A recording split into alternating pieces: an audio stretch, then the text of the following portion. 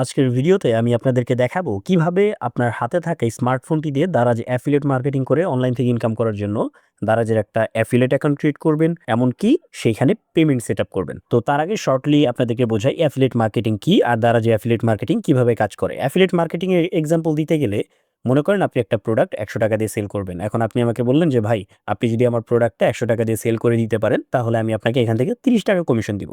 এই যে আমি যদি সেল করি, সেল করার পর যে ৩০ টাকা কমিশন পাবো, এটা হবে আমার অ্যাফিলিয়েট ইনকাম। এই ভিডিওটি শুধুমাত্র শিক্ষামূলক ও তথ্যমূলক উদ্দেশ্যে তৈরি। এখানে উল্লেখিত কোনো পদ্ধতি নির্দিষ্ট আয়ের নিশ্চয়তা দেয় না। কোনো সিদ্ধান্ত নেওয়ার আগে নিজ দায়িত্বে যাচাই করুন, এটি কোনো আর্থিক পরামর্শ নয়। তো দারাজ দেন আপনার আলি এক্সপ্রেস, অ্যামাজন এই সমস্ত সাইট থেকে অ্যাফিলিয়েট মার্কেটিং করার জন্য জাস্ট একটা অ্যাফিলিয়েট অ্যাকাউন্ট ক্রিয়েট করতে হয়। দেন একটা কাঙ্ক্ষিত প্রোডাক্ট সিলেক্ট করে সেটার অ্যাফিলিয়েট লিঙ্ক নিতে হয়।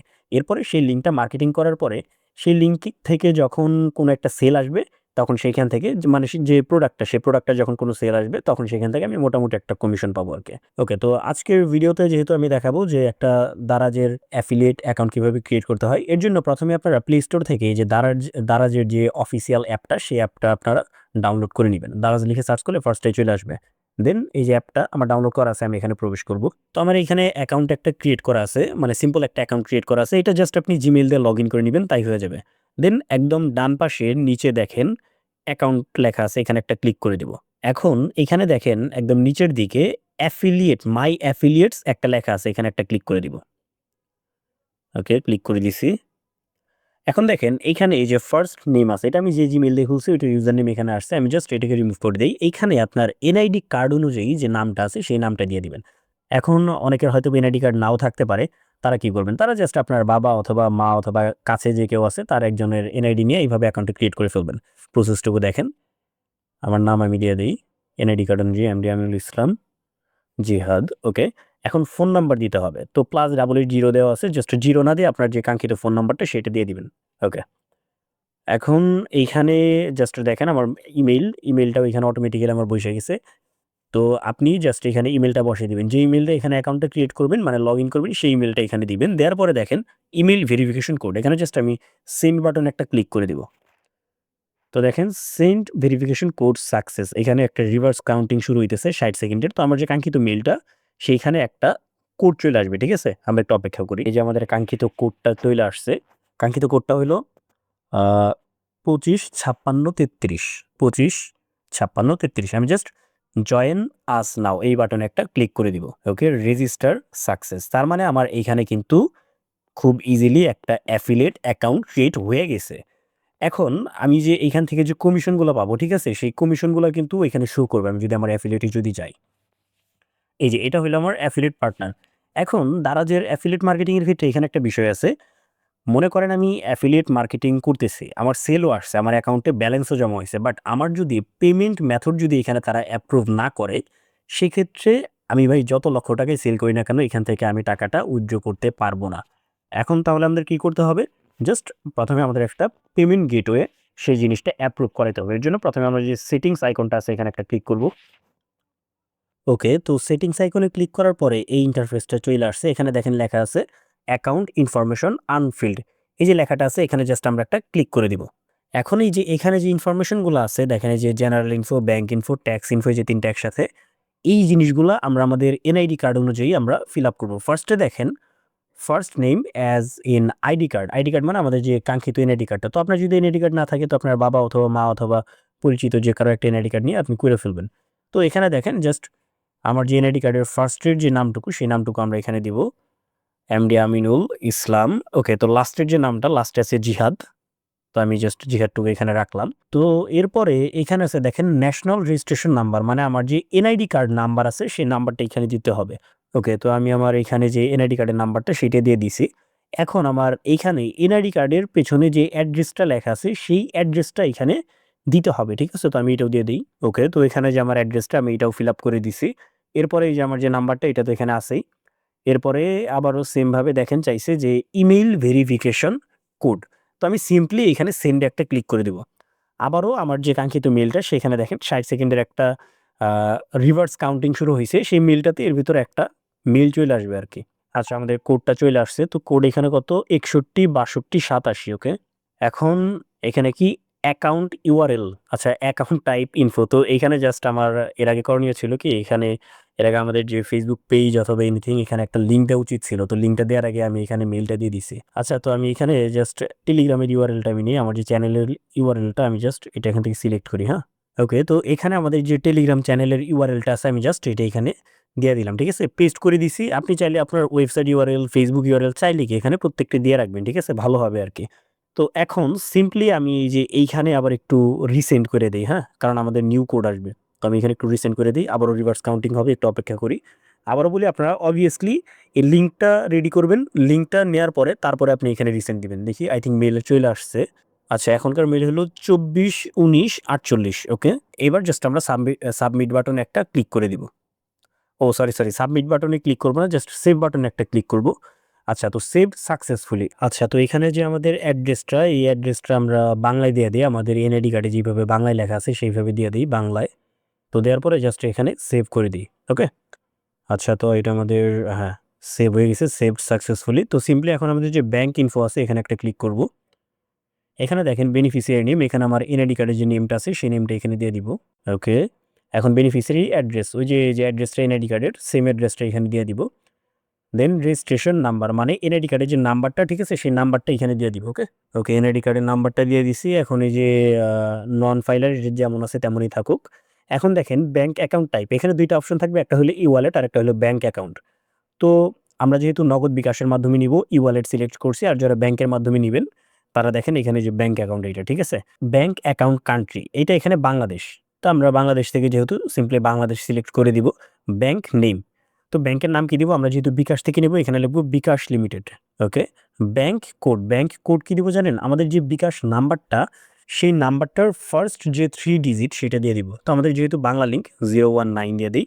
এখন দেখেন রাউটিং এবিএ সুইফট নাম্বার, এখানে জাস্ট বিকাশ লিখে দিব। ঠিক আছে, তো আপনি যদি নগদ থেকে নেন তাহলে এই যে এখানে দিবেন নগদ লিমিটেড, এখানে নগদের ফার্স্ট 3 ডিজিট, দেন এখানে নগদ লিখে দিবেন। তো আমি যেহেতু বিকাশ থেকে বিকাশ দিয়ে দিলাম। ওকে, বিকাশ। এখন ব্যাংক অ্যাড্রেস আমি ঢাকা দিয়ে দিব। ঠিক আছে, ঢাকা দিবেন আপনারাও, ঢাকা। অ্যাকাউন্ট টাইটেল কি দিবেন, অ্যাকাউন্ট টাইটেল হইলো এটা পার্সোনাল অ্যাকাউন্ট, যেহেতু পার্সোনাল এর জন্য পার্সোনাল দিয়ে দিব। আচ্ছা, পার্সোনাল। এখন দেখেন ব্যাংক অ্যাকাউন্ট নাম্বারের জায়গায় জাস্ট আপনার যে বিকাশ নাম্বারটা আছে সেই নাম্বারটাই দিয়ে দিবেন, নগদ হইলে নগদ নাম্বারটা দিয়ে দিবেন। ওকে, তো এইখানে আমাদের কাজ এতটুকু শেষ। ঠিক আছে, এখন জাস্ট সেভ বাটনে একটা ক্লিক করে দিব। ওকে, সেভ সাকসেসফুলি।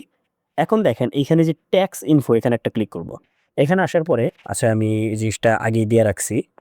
আচ্ছা, ট্যাক্স ইনফোতে আসার পরে এখানে দেখেন জাস্ট ভ্যাট জিএসটি অ্যাপ্লিকেবল। তো এখানে দুইটা অপশন আছে, একটা হলো নো আর একটা হলো ইয়েস। তো আপনার যদি একটা টিন আইডি বা টিন সার্টিফিকেট থাকে তাহলে এখানে ইয়েস দিবেন, আর যদি না থাকে তাহলে নো ছিল নোই দিবেন। তো আমার যেহেতু একটা টিন সার্টিফিকেট আছে, টিন নাম্বার আছে, সেই নাম্বারটা এখানে আমি প্রোভাইড করে দিব।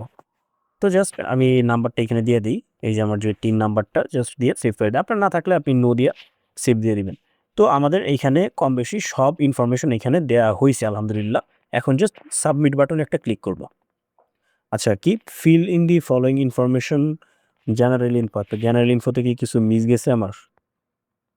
ও হ্যাঁ, এখানে তো আমি পরবর্তীতে যে চেঞ্জ করে দিছি। ঠিক আছে, চেঞ্জ করার পর আমার এখানে আবার যে কোড দেওয়ার প্রয়োজন ছিল আমি কোডটা দিই নাই। জাস্ট আমি আবার সেন্ড করে দিব। আমার মেইলে আরেকটা কোড চলে আসবে 60 সেকেন্ডের ভিতরে, একটু অপেক্ষা করি। অবভিয়াসলি পরবর্তীতে যদি কোনো ইনফরমেশন এখানে চেঞ্জ করেন তাহলে এই যে কোডটা আবার রিসেন্ড করে নিবেন। ঠিক আছে? আচ্ছা, এই যে আমাদের কাঙ্ক্ষিত কোডটা চলে আসছে আশা করি। এটা হলো 322376। ওকে? দিয়ে দেই 322376। ঠিক আছে? এখন জাস্ট সেভ করে দিই। আচ্ছা, সেভ সাকসেসফুলি। এখন এখানে এসে দেখি সেভ, সাবমিট দিয়ে দেই। হ্যাঁ, এই যে সাবমিট ইনফরমেশন অপশনটা চলে আসছে। আমরা জাস্ট কনফার্ম বাটনে একটা ক্লিক করে দিব। ওকে, তো সাবমিটেড সাকসেসফুলি। আচ্ছা, এখানে সবকিছু ঠিকঠাক। এখন একটু ব্যাক করে দেখি। হ্যাঁ, এখানে দেখেন রিভিউইং অ্যাকাউন্ট ইনফরমেশন রিভিউইং। তো এটা তারা রিভিউ করবে। রিভিউ করার পরে তারা নির্দিষ্ট একটা সময় পরে, কতটুকু সময় আমি জানি না। নির্দিষ্ট একটা সময় পরে এখানে অ্যাপ্রুভ করে নিবে আরকি। তো আমি যখন AliExpress থেকে অ্যাকাউন্ট ক্রিয়েট করছি তো তারা ২ থেকে ৭ দিনের মতো সময় নিছে। তো মেবি ৩ দিনের মাথায় হয়তোবা আমারটা অ্যাপ্রুভ করে নিছিল। আমার সঠিক খেয়াল নাই। তো এইখানে এই যে এটা যখন তারা রিভিউ করে নিবে তখন আমাদের এইখান থেকে আমরা পেমেন্ট নিতে পারবো। তো এতটুকু কাহিনী।